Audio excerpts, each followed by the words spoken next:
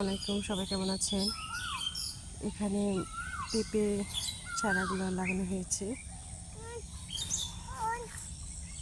মরিচ গাছের ফাঁক দিয়ে। পেঁপের চারা রোপণ করেছি। এই হচ্ছে আমাদের পেঁপে চারাগুলো।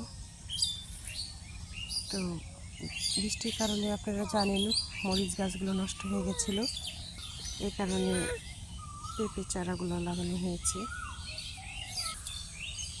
তো বৃষ্টির কারণে কোনো মানুষ পাচ্ছি না জমি আগাছা পরিষ্কার করার জন্য।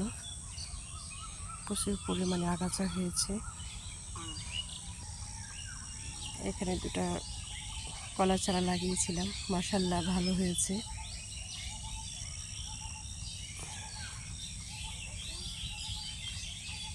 এখানে বিদায়, আল্লাহ হাফেজ।